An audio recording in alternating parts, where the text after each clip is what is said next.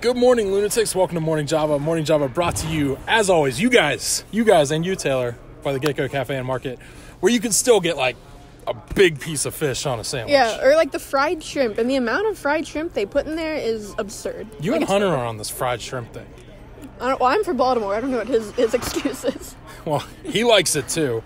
A lot of people in this building like the Penguins' performance against the Carolina Hurricanes. Good and segue. You particularly liked the fourth line's performance. Yeah, I mean, it's just nice to see them get rewarded. It feels like they've been grinding for a long time, and I mean, they were the best line on the ice tonight for the Penguins. I mean, Garrett Wilson, that his second NHL goal, and it was like a dirty goal. That's the kind of, goals he would score in Wilkes-Barre. It's nice to see it finally translate a little bit, Yeah, he's been the guy that's been like kind of settling for that outside of the circle shot, and he's generated a couple chances. We saw the last game out, he generated a chance there, got a rebound of his own, but to see him going to the net and not being accused of soft by the internet, it's good. I mean, he's a big guy. It's good to see him go hard. I like it just because from watching him in Wilkes-Barre for years, I mean, that's what he does. Like, most of his goals came, like, in front of the net like that. It's nice to see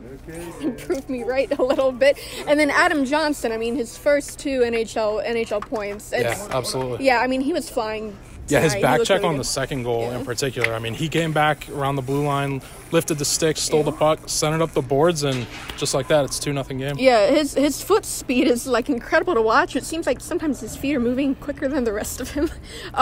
He really still kind of gets knocked off the puck easily because, I mean, he's so skinny. If you see him, like, after the game just sitting in, like, his clothes, he's so thin. But, I mean, when he's moving like that, no one else is getting close to him. More fish sandwiches, bud. That's what he needs.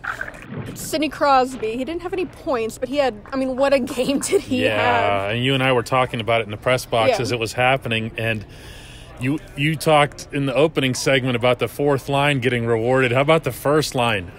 Crosby could have had, Taylor, I don't know how many points in this game, goals, and there's a play that I missed while I had my head down typing, and why don't you tell them about what you saw up there? Yeah, it's not just like the offensive plays like that. Mm-hmm. It's like Sullivan has called him the best 200-foot player in the game twice now. Yeah, I was going to say many times. Yeah, but it was like 3 minutes into the game. The Hurricanes were trying to dump the puck in right here, and the puck was up in the air, and he just jumped like a basketball player. Yeah, I mean, he was high in the air, and he just batted off and just skated off on for skates. The line. Yeah, on for skates. The line change, and it's just that little stuff that he does where you're like, oh my god, like he's on top of his game tonight. If you were ever going to take a case study, I think, and you did one of those like super intensive breakdowns, whether that's analytically or whether that's through video or whatever it is, or even word of mouth, this would have been a textbook Sidney Crosby game. And it's funny, I think, but with our coverage here, we're going to do 3 pieces off of this thing, and not one of them is going to be on Sid, which is why we're talking about him now, I guess. Yeah, I mean, he'll get a mention as, like, the good in the game story just because, like, he was so good, but it's nice to see the other guys step up anyway. Like I always write, never, ever, ever take him for granted. Dan Kovacevic. Matt Sunday. Your guy, Patric Hornqvist. The energy, the catalyst. Oh, he's everybody's guy. He's everybody's guy. No one takes ownership of Patric Hornqvist. Listen, you've trumpeted this guy no matter how down he gets on scoring, no matter how down the fans get. Trumpeted him the day of the trade when people were complaining about it. And your other guy went for the other piece in the trade. So he's your guy. He's your guy. Hornqvist is your guy. Okay. He scored, and then he roared. You're only bringing this up because you got this spectacular photograph that you want everyone to look at. Hey, everybody, look at Matt Sunday's photograph.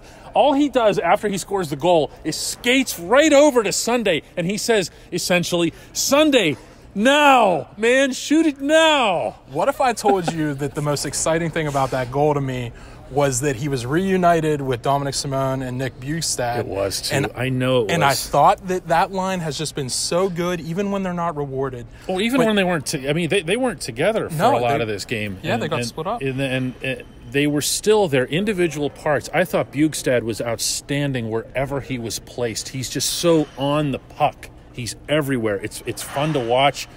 Hornqvist's been doing this the whole time. Yeah, It absolutely. was just a matter of being rewarded. And one thing Taylor's been pounding home with everybody here as it relates to the advanced metrics in particular is that these things are precursors, if you will, to an extent. They're showing you that the player is being productive. It just isn't always resulting in a goal. Dominic Simon makes a terrific pass. Yeah, and the play that led to the pass, too. I mean, he picked his head up, he looked behind him, he knew That's what he does. where everybody was going to be in that moment, and then he made this cute little backhanded pass Which between he skates does, and which he legs. does a lot. It's just Regularly. when it doesn't end up in the net, it's not always, oh, well, he achieved nothing. There's something that's actually going on. Since this is March Madness season, I'm blaming this on the emergence of the scoring guard over the last 10 years, where everybody's obsessed with everybody having to score points in basketball. Guy like Ed Cotto, who played for UNC and just distributed and made his guys good around him. Man, where is that anymore? What are you talking It's about? bad. Every time I mention basketball, he can't even Sunday. remember Steph Curry sometimes. So this is... What is a basketball? I haven't watched a game in the tournament, to be fair, but I did watch Simone, and he was good again. We're going to Get Go. Goodbye.